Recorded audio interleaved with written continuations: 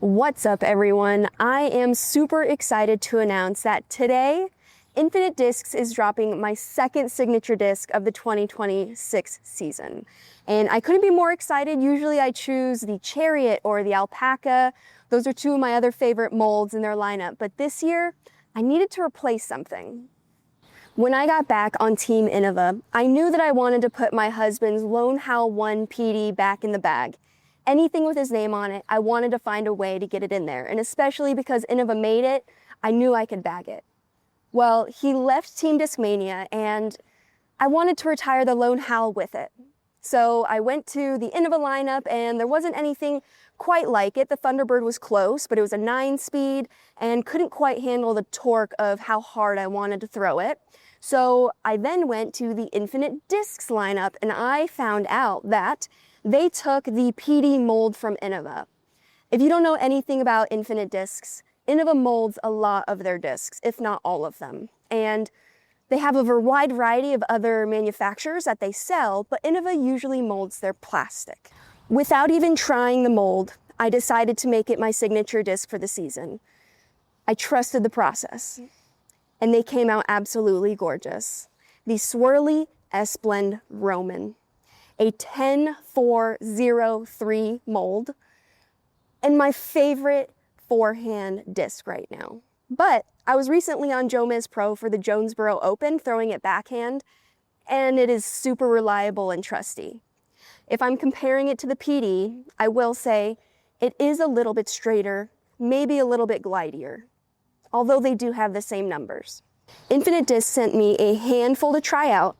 The first thing I did was give it to Colton Montgomery to see which one would be best. He obviously threw that PD for so long and he knows the perfect look for this kind of disc. And so he went through them all. He said, oh my gosh, these are gorgeous, beautiful Swirly S blend. Some of them are more transitional. And of course, the one he chose is not the prettiest, but it had the perfect dome.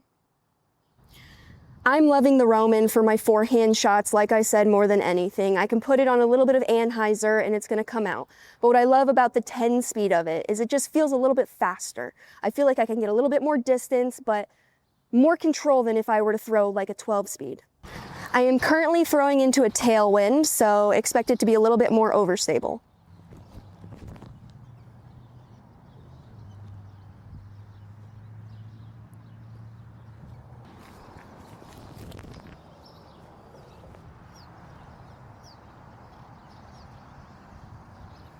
Overall, they have a very neutral stability. I feel like they're not like super dumpy and incredibly overstable. Like some PDs sometimes start out. I feel like they're a little bit straighter. So let's see how they are more in like a headwind. All right, so now we're heading back into a headwind. Let's see how it holds up on some flat and some Anheuser angles.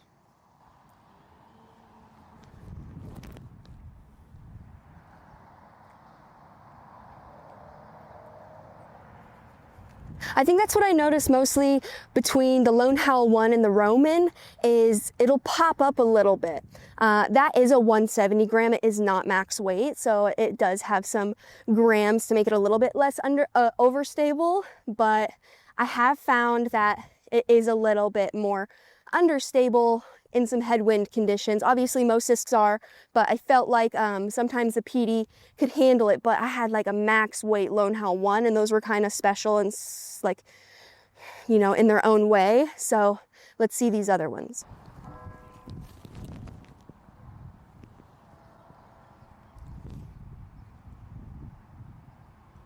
That one was on a little bit of an Anheuser and it still came out, so that's good, especially in a headwind, knowing that a disc is going to come out.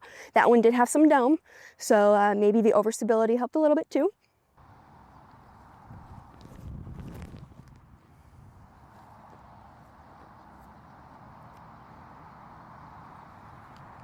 Yeah, honestly, like, it just feels easy to throw. Like, it's point and shoot. Of course, we always say that in disc golf, but it is point and shoot. It's just like super straight, and then all of a sudden it has like the fade. Like, it's not incredibly overstable, but it handles the torque. Like, that's my thing, is like handling the torque of that shot. This one is my heaviest, 173 to 175. So let's see a little bit of Anheuser on this one, see how it flies in the headwind.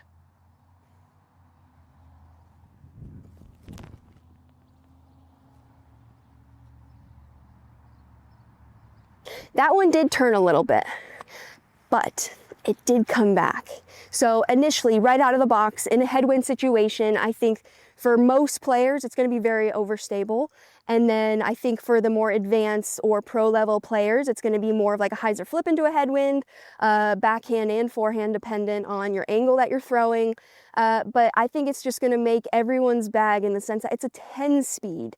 So it's not as hard to throw or as fast to throw as like a destroyer. But what's awesome about it is it's a fade 3. So it sounds really overstable, but as it gets beat in, it's just going to get straighter. And you saw in those flights, they already have kind of like a nice glide and it holds the turn. So as it gets beat in, it's just going to hold that even more. I think for me, as it gets beat in, it's going to be even easier to throw in wooded situations. But right now, I just love it. I have to give a huge shout out to Chris Roswell. He once again did my artwork for the Emperor and the Roman. He's been doing my artwork for Infinite Discs for a while now, and I'm super stoked. It came out very clean, absolutely gorgeous, especially this rainbow stamp. I'm super stoked I found a replacement for that Lone Howl 1. It had been in my bag for a long time before when I was with Innova, and then after when I was with Innova. So I'm stoked, and I can't wait for you guys to try this. The plastic feels great. The swirls are pretty. And what's even better about Infinite Discs is that they post every single photo of their discs. So you know exactly what you're getting. You can go hand pick the swirly ones or maybe the transitional one. And they have all kinds of weight classes. Right now I just have 170 to 175, but you can go on the website and look for yourself. Thank you so much for checking them out. If you grab one and you post a video or a photo, please let me know and tag me in the comments. I can't wait for you guys to see these, and thank you all for the support.